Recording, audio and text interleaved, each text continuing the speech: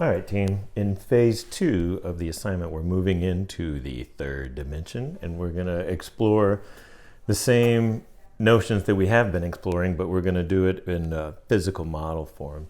And there's plenty of ways to investigate in physical model. And one of the tools we want to add to your arsenal is the opportunity to work in a quick study of mass like foam. And so each studio section has one of these. It's called the Hercules. It's a foam cutter. It's just a heated element that you hold down and you push. And that heated element cuts right through and cuts your foam in half. And all these lines and gadgets allow you to cut at different yet precise forms. So this is the foam cutter. It consists of a bed that holds your foam that has an easy grid and radii for measuring cuts.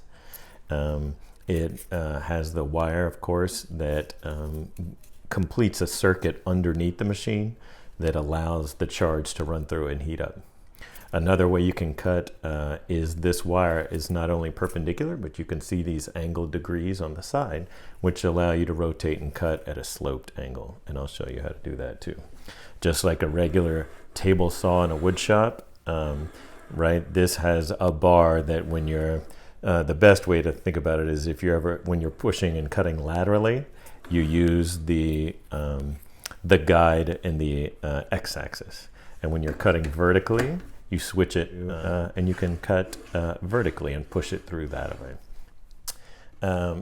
The first button is power. You'll see a single dash is continuous on, circle is off, and double lines is foot pedal control.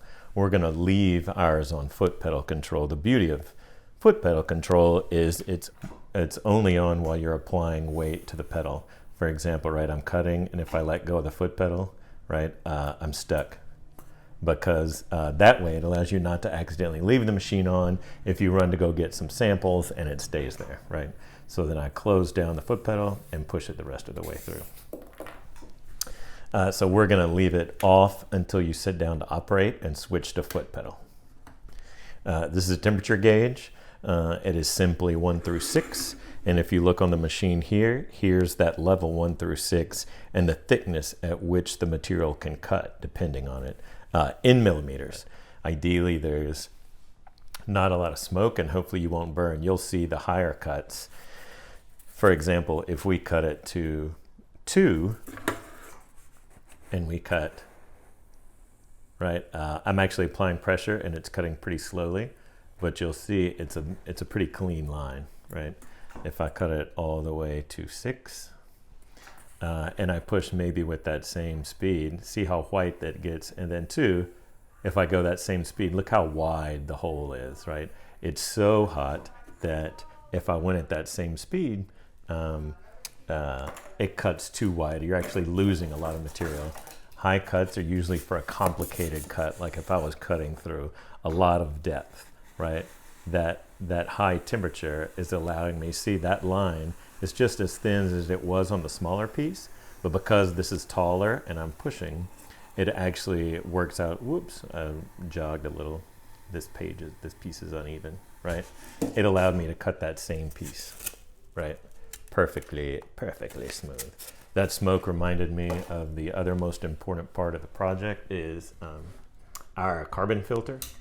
Each studio also has, you can hear it cut on now, each studio has a carbon filter that's gonna pull the smell and the fumes from this burning foam away from you. So always cut that on first before you start operating. All right, so we've covered the power, the pedal. This is the plug for the pedal. It will always be in when you get here. Temperature gauge, I'm gonna leave mine at 4 for now. Power indicator, you can't see the pedal. Pedals down, pedals up. This is called what they call the knurl, and this is basically what keeps the other end of the wire tightened to allow the charge to run through. I will show you later on in the tutorial how to replace the wire. And then this is the temperature gauge based on thickness. And here's the guide that we talked about. It works exactly like you'd expect. The first knurl is to control this bar, right? remember, just like in a wood shop, when you're cutting, right? I'm going to hold it down. Ideally, you put the bar below the wire. See, right now I've crashed into it. But the good news is I can let my foot off the pedal and it doesn't cause any harm, and it's able to be done that way. But it's best if you keep your guide lower than the material. Sometimes your material just gets too small and you don't have the opportunity. But now you'll see, right, as I hold down and push through, you can go straight through the material, right? All right. So this knurl controls the location of that bar. This one controls whether it's tight or loose, right? So now, wrong way, right? Now that it's tight, right, I can't push it. You can see the whole thing start to wiggle, but that's when you use it as a guide to go the opposite direction. Ooh, I need it a little taller. I need it a little hotter. But you can see how little material is cut from there. And you can also see those fumes being taken. I might even put it a little closer. One reason I like it off to the side, for example, like let's say it's here, right? And I'm trying to push something all the way through, right? We got a problem. Can't push it all the way through. So not only move the filter to the side, but make sure nothing's obstructing you in the front. All right, so we know that this one locks it in place. The third knurl changes orientation, right? And it's got guides, right? Radial orientation. So let's put it at 45 degrees, because that's always a fun cut to make. And remember, I've put it this way. It's easiest to understand this as cutting in the x-axis when the guide is in the x component, right? And again, you can always make sure the bar is lower, but on a smaller piece like this, I'm going to leave it in place, because if I cantilevered it, right, if I tried to slide the guard down, I might not be able to hold it in place. And if you're worried about hitting the bar, a simple thing you can do is put a piece of scrap there so you know when to stop, right? Practice using the lines in the bed to align your material. Like if I want to cut right at this corner, I can just align it at the corner, right? And now, as I push through, and I just missed it, right? So now I can go all the way through and stop, right? And now I've cut that angled piece that I want. And then to get back out, right, you just hold it down and you can pull back out, right? There's my triangle, my angled cut. And you see my fumes going in my filter. Excellent. All right, that explains all these three knurls. I'll loosen it and put it back in the guide position. So that's everything across here. The last thing I really want to tell you about on this tool is how you get this wire in a different position, right? So you'll see the last two knurls, K and URL. One adjusts how far back the guide goes, right, that controls the wire. So I'll always loosen them both at the same time so you don't do anything to the wire. If you look closely, you can see this is all the extra wire. You see a full spool of wire. So I've loosened them both, and now as I pull back to a different dimension, an angle, you can see it sliding back. So let's go all the way to the 45. Let's go to 35. So you can see, take my word for it, you'll see it when we zoom in. I've zoomed back to 35 degrees. Keep this wire in the track when you tighten it. So I'm going to pull it back and tighten it. The wire's okay to touch because it's so small, it's already cooled off. And now, I know you can't hear it, but it's making a little guitar type sound. To get it extra tight, you can actually push lightly down on the bar, right? And tighten it, and then when you let go, it's got additional tightness. Now, I'm getting a 35-degree cut, right? Which I've already done here. Ooh, let's do it on this side. See, my pieces are getting too small, but that's okay. So, I'm gonna line this piece up at the edge at 0. I'm gonna lock the guide in place so I don't have to hold it. I'm gonna lock this guide in place, and remember this one's at 0. And now I don't have to use my hand to cut on and off the power because my feet are doing it, right? So I'm gonna hold that. I'm gonna push it through, holding one on one side and one on the other. Being careful to avoid the wire, right? And there's that cut at the end. You can already start to see what clever angles we're starting to develop, right? The last thing I want to show you is we've shown all you've seen so far are edge conditions. If you want to get into cylinders and cones, the tool comes with this exquisite adapter, right? So you simply just mash it onto the guide bar, hopefully in the 0 position. I'm gonna make a dot right in the middle. Ooh yeah. I'm just gonna put that piece, mash it straight through.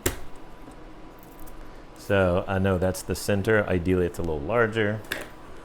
And now, as long as, see this gap in the middle of the circle cone template, you want to make sure it's aligned so the wire fits right between the two, right? So I'm going to slide it down to make sure the wire is right in the middle of it. And it is, right? So now I'm going to, everything's locked. I'm going to heat up the wire. I'm going to just cut into it. Now I'm just going to start to spin in place, right? And it looks like I either need to spin faster or lower the heat. But now I've made a full circle right there. And I can pull back out, right? And there's that cone. And remember, all I did was just find that edge point and rotate it. And don't forget, this piece is just as valuable as that piece, right? You can design that void, and you can design the solid. And then that was a cone. Remember, you can do a cylinder as well, and all we have to do is bring the instrument back to 0.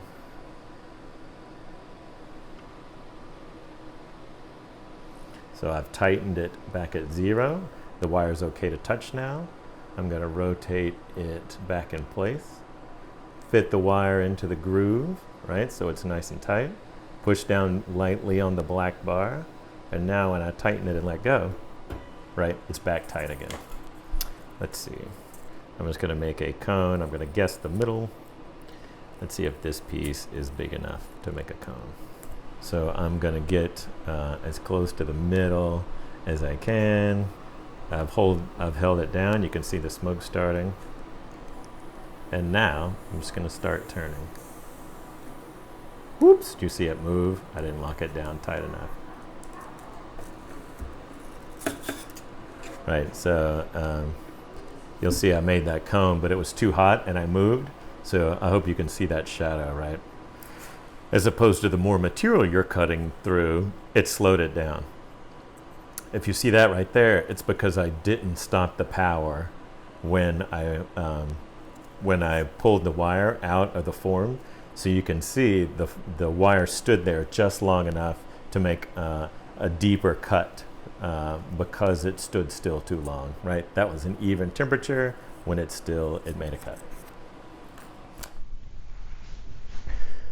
All right, team, I've zoomed in to show you some basics about wire replacement because the wire will break on you. So let's say you're cutting and your wire broke. Step 1, cut the power off, which means cut it to 0, right? Even if you are using the pedal, cut it to 0. This one's okay to touch because this is just the spooled end, but the heat comes from the base, so you want to cut the power before you address that one. And then again, remember there is a knurl associated with this y-axis, perfectly in line with the wire. I'm turning it counterclockwise until it's loose. See? And that wire came right out. Discard that wire. Loosen the knurl that keeps the spool taut. And you can see I can start to draw out 6 or 8 inches, right? What you're going to want is about 2 inches to feed down into this little gold funnel where the wire comes out. So make sure the knurl in the y-axis is super loose at its maximum because sometimes that wire will catch on it. And push about 2 inches in. I need a little extra.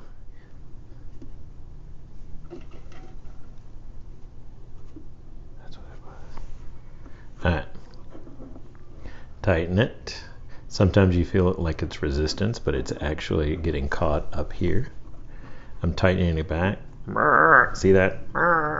Super tight. Now I tighten it back around the spool, and as I tighten it around the spool, you slip that wire back into the groove on the tube that slides along the guide bar.